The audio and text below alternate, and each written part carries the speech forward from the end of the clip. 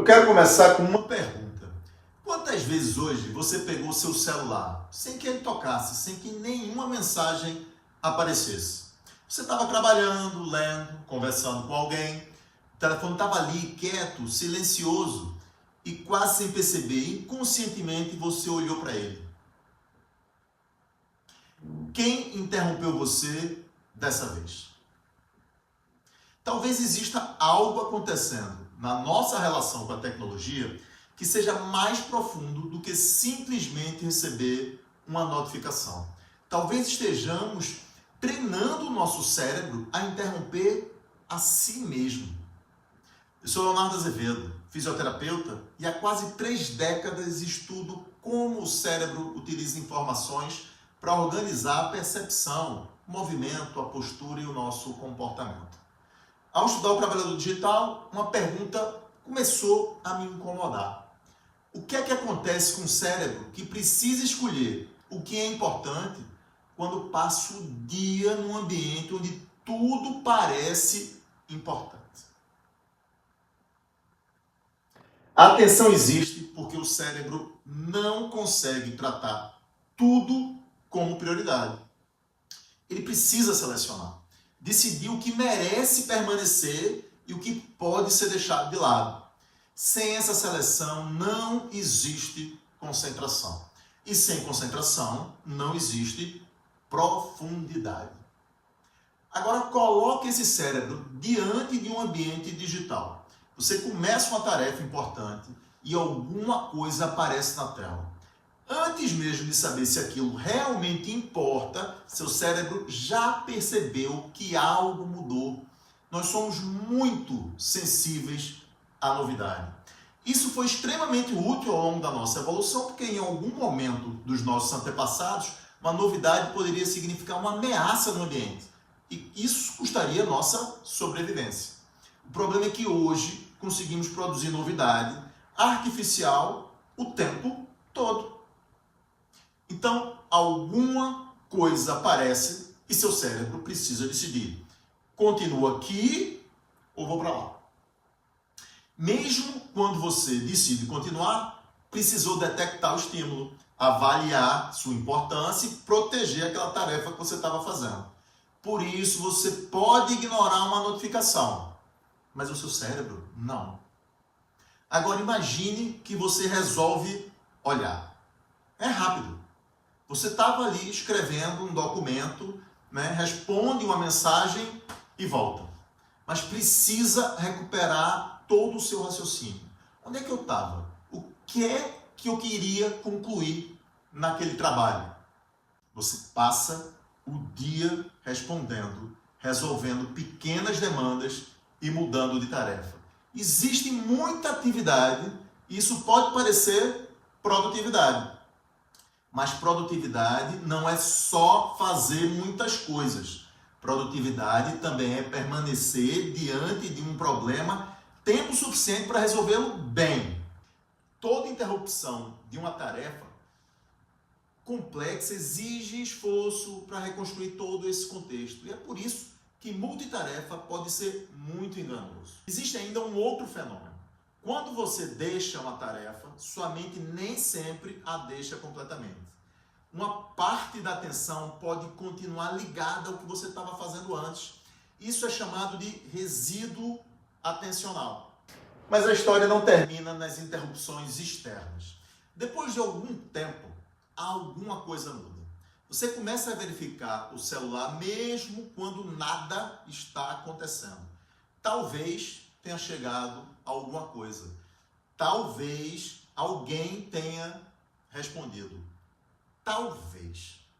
Esse talvez é muito poderoso porque o cérebro aprende com a expectativa. Às vezes não há nada.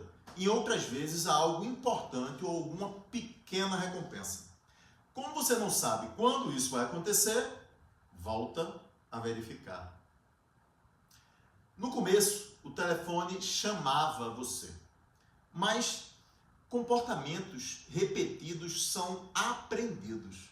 Você aprende o gesto, aprende a saída, aprende a interromper o que estava fazendo para procurar uma novidade.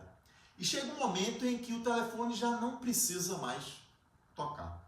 Você interrompe você. E é aí que a guerra pela atenção muda. Já não estamos apenas sofrendo interrupções, estamos praticando interrupção. E aquilo que praticamos fica mais fácil de repetir. Isso cria um conflito enorme, porque aquilo que realmente importa quase nunca é aquilo que mais chama nossa atenção. O trabalho importante costuma ser silencioso.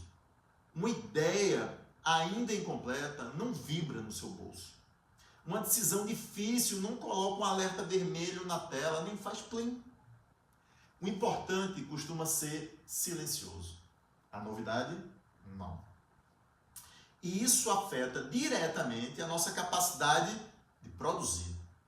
Nós começamos a confundir rapidez de resposta com produtividade. Mas responder rápido e pensar bem não são necessariamente a mesma coisa. Há situações em que velocidade é essencial. Mas grande parte do trabalho intelectual depende de uma capacidade diferente, que é permanecer.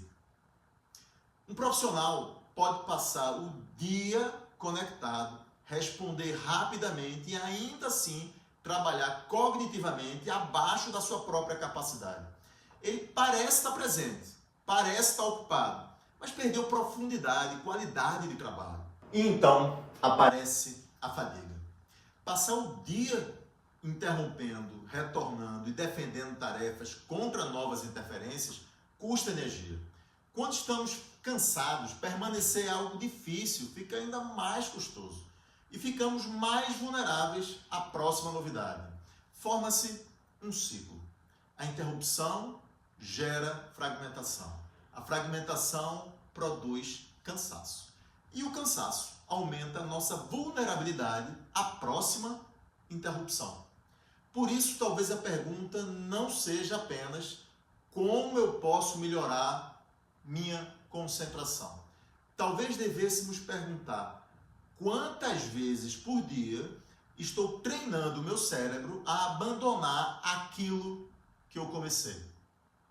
A solução não é abandonar a tecnologia. Ela ampliou extraordinariamente nossa capacidade de trabalhar, aprender e de nos comunicar.